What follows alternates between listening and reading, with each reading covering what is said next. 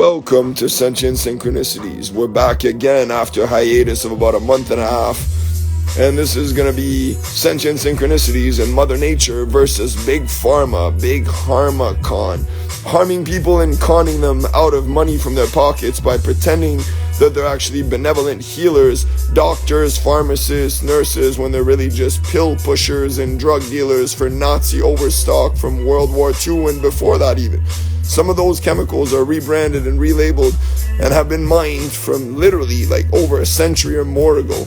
And they're repilled, repressed, and recoded with brand new pressings by American pharmacon, Big Pharma, trying to harm people and poison them into zombies by injecting them with all kinds of chemicals they tell you are only beneficial if everybody gets the chemicals in their body.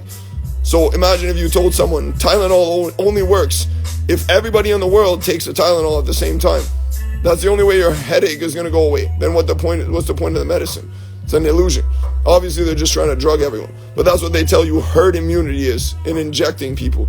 Imagine they tell you the injection's not valid for people because people who don't take the injection are infecting other people. No, it's the other way around. We're resisting you fucking sick, evil people. And they make it seem like it's left wing to support Big Pharma and right wing to be against Big Pharma. No, there's no left or right wing there. It's just basic logic. People are stupid in the brain if they don't think that through.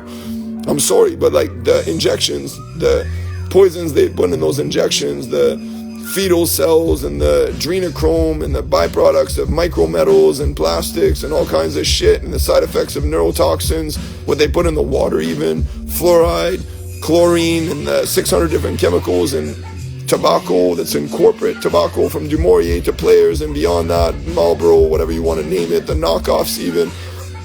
Support indigenous peoples, and they support us when we do that. And I'm Métis non-status, but I'm saying they support me. I don't support them. I buy from them. They're giving me the best deals in the world. Why the fuck would you be stupid enough to pay 5-10 times the price to go see a government that's going to poison and lie to you? Gouvernement governs and lies. That's what it means in French. Imagine. Yo, peace. What's good, fam? Yeah, come on up if you want to talk about some shit, man. I'm talking about Big Pharma right now. I'm trying to say they harm and lie. The government harms and lies. You know, they lie to us all the time. Literally, that's what their word, the etymology of the word, the transliteration in French of gouvernement, government, governs and lies. Mentiras, lies, mentir. In French, ment means they lie. They govern, and they lie. I sound like I'm repetitive, but I'd sound like a broken record. I'd still make a lot of sense compared to this stupid no-soul system. You want to eat soul food, you should. You know, chicken or beef, no thank you. No thank you for the meat and byproducts of the greatest genocide in history, which is animal ag. Think about that. Now I'm going to spark up a natural spliff, which is made with Mohawk Kanawake tobacco, Tomahawk tobacco, the cigarillo. Natural, handmade, no chemicals, no additives, essence of Madagascar vanilla in there, no joke. I paid $25 a carton for this. The price you'd pay for an expensive, package of cigarillos. 25 of those would cost you about the price that I paid for a whole carton. No joke. So, that's how crazy it is. Indigenous people support us, and I support the indigenous, but I'm not the one making the cigarettes and the marijuana. But imagine that's natural and it's healthy and it's legal here now. Even if it's not legal, support it in your countries. Support not the black market. Black market is a racist term anyways, so think about that. You know what I mean? Because if the black market's illegal and what's legal? The white market? Oh yeah, white supremacy is legal, but black supremacy is illegal. Interesting. I see how that works. So support the black market, but support the black market especially when it's legal. It's even easier. Go to your local reserves, learn about indigenous peoples from your regions, and realize that indigenous people are from the whole diaspora. We have all skin tones. Literally, it goes from the palest that you would call white, that isn't even white still, because my skin is not white. This isn't even white. This is off-white. See, my kufia is off-white, but it looks awfully pale compared to my skin, right? It's because my skin is peachy and red and golden. But you can't tell the difference until you start thinking the roof that you see up there in half light, that's not even a white roof, that's off-white. That's like cream color. And it looks in the half light, the skin tone of my skin. Now I could go up to golden brown, dark brown like my father, but I inherited some recessive genes from my mother. My mother actually had some paler skin, but very jet black hair. She's Métis still, status Métis. Here, according to indigenous traditions from this land, she's status Métis. My grandfather even more so. And his mother, like status Innu. So, I'm not claiming I'm status from here. I'm actually status from all around the world. But there's so many different backgrounds inside of me that people would not notice. I'm 30% Asiatic, East Asian, Southeast Asian, and Central Asian. And a lot of people are like, Caucasian is white. Caucasian? Really? You've heard of Caucasus Mountains being in white precincts? Now, if somebody has a paler skin and looks Asiatic, do you call them white? No, you call them Asian still, right? Might be because they're chilling in the mountains in the cold and snow and the frost, and you don't know what it's like to be there.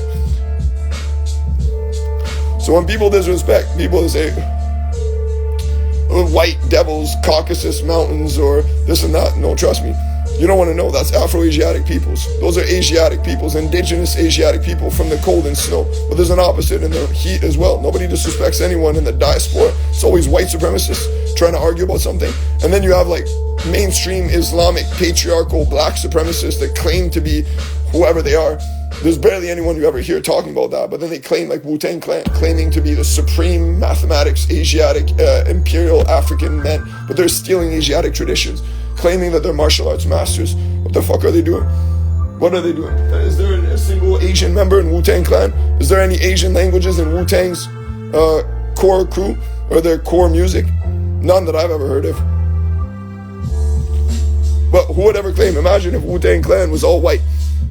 Say they were like some kind of shit like, Snow back in the days. But they were like Wu-Tang Clan. Everybody would be like, they're appropriating, cultural appropriation like a motherfucker. But the thing is, they're all kind of African-American looking. You can't even say they're not. So you're like, well, are they culturally appropriating? No, but they gave a lot of money to the temples. So people are like, well, we don't want to call them fake martial artists, but do you see them? Most of them, half of them are like bloated, overweight, like in their 50s and 60s and 70s, and they're still claiming to represent the Wu-Tang Clan from the Shaolin slums of Staten Island in New York. Sounds like they're appropriating Shaolin monk traditions. You ever seen Shaolin monks on stage in an MMA fight? They're unbeatable, indestroyable. I couldn't even call myself, I'm Shaolin fam from hip-hop, like hip-hop side, I'm Shaolin fam. So Shaolin versus Wu-Tang could be dangerous. I've been Shaolin fam from birth, no joke. But I don't come from the Shaolin slums. I could say that based on where we were and the cold training we've done, which is extremely intensive in Canada compared to the US especially. But you think I compare it to a Shaolin monk or master at 4 years old? My neighbor's son is a Shaolin master at 4, no joke. And he's Métis. Not even from Shaolin, from back in Asia. But he's Métis, status Métis. He's a Shaolin master at 4 years old. Now he was showing me an MMA move that he was trying to practice for his opponent that wasn't there. And the guy did like a 540 spin to like an elbow knock to the face. And he was describing it while he's doing it at 4 years old. No joke. That's one of my Shaolin masters. Now the other ones, you'd laugh. You'd be like, oh, that's not a... Oh yeah, I met 2 of Jet Li's teachers too. Those are 2 of my masters too. I barely met them though. I spent like a couple hours with each of them. But that's enough to say in a coincidence, you'd be like, shit, who you met Jet Li's masters? Yeah, it's funny. I had a dream that Bruce Lee gave me the touch of death too. Maybe I'm delusional. Maybe I actually don't have that. They said it's delayed though. Sometimes somebody touches me, I touch them back. Like, bro, you push me, I'll push you back. See what happens. Touch of death. See how long you last. Now the thing is, if I give you a direct touch, like if some macho man is trying to be racist, rapist, aggressive, macho, like Immortal Technique, angry motherfucker, Wu-Tang being like, we'll bang on you. I'm like, Wu-Tang is for the children. For who? Really? Your music, trafficking drugs and trafficking women is for the children? I didn't think so. You're for who?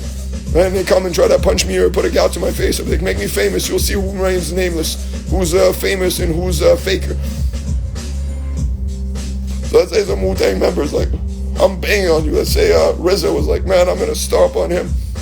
Really? I grew up on your music. I'm next generation. How old is RZA now? Flapping his wings, pretending he's Zigzag, Zigalaw, Dirt Diggler. Funny names. I'd like to investigate the nature of your names. Do you have any rape cases, Dirt Diggler? What about Old Dirty Bastard? Does he have any rape cases, crack addictions, this and that? Let's talk about the Wu-Tang Clan. They're classified as a mafia organization, right? I've got about 20 albums dissing Wu-Tang. People have been paying attention. The people that know, they know. They're like, shit, I'm with you. I've been Wu-Tang, Wu Killer Bees since I was like, but imagine the extended fam. Imagine all the Shaolin versus Wu-Tang. Core crew Wu-Tang versus Shaolin where I grew up. You don't want to know, we're in subarctic deserts. Some of the coldest temperatures in the world recorded in our province. No joke, just go a bit north. colder than the Arctic Circle, and it is in the Arctic Circle, so imagine, but it's not in the Arctic provinces. Desert, Athabasca Desert. I rapped about that. I haven't been there yet, so I gotta go one of these days. Minus 89 degrees Celsius. In the Fahrenheit, you'd be like, it's above the opposite of boiling water. Try surviving that shit. Now, ask Karma, ask Matayam Niku if she drove through with me at minus 60 degrees cold, extreme cold warning, plus the wind chill at 120 on the highway. 3,000 kilometers, try to do that, survive it. She drove for a while too, and then eventually she's like, yo, I'm getting tired. You mind hopping back? I'm like, cool, we got this. Now, would you hop up at minus 60 degrees Celsius, cold warning, where they say, don't even go outside, don't take out your garbage, it's dangerous, you could die, your eyes could frost over. Would you drive in a V8, 234 horsepower, stage 1, rush equivalent, souped up, reinforced bulletproof cop car, but it's a $2,000 cop car with a tire in the back that's got a screw and a nail embedded in it? Would you think you'd survive the trip? Would you drive through the Rocky Mountains with a slip on the side that would make you drop 1,000 meters? I've lived that shit like I was my own stuntman, but I'm the person that's the main feature too. So imagine Karma in that story, she's next generation, right? She was about 20 when I met her, I was 30. So imagine what the next generation in India and Asia and South America and Oceania and Africa, all over the places. So you grew up in where? Mogadishu, Somalia, someplace. If you grew up there, mad respect. But people out here trying to claim I'm woo this, I'm that, I'm a banger, I'm the number one in the industry, Lil Wayne's the best rapper in the world. I'm like, go to the hoods. Go to the hoods and go in South Africa. Go to, Gauteng, go to Johannesburg. Right? Go to, go some different precincts. Let's see. Go visit Aleppo in Syria. Tell me you do a Muslim concert, a relief concert with Immortal Technique. Go to Paris, go rap with Booba and Ali. See if they come over here. You want to open up the stage for them? I would. Easy. Somebody asked me, I'll go do it for free. No question. Non-profit. But how much money would you put back if you were a rapper? Professional, this and that. How much are you going to put back in the community, and what are you going to do? Put some ice on your wrist, maybe? I'm not trying to sound stereotypical, but what the fuck do you do with your money? Where'd you invest it? I put it back in the diaspora as much as I possibly can, but I never do enough. So imagine you. I'll keep that at that for what it is. But all of this is absolutely true, actually and factually. So that's some ganja to breathe for you. That's what I'm sparking right now. Peace.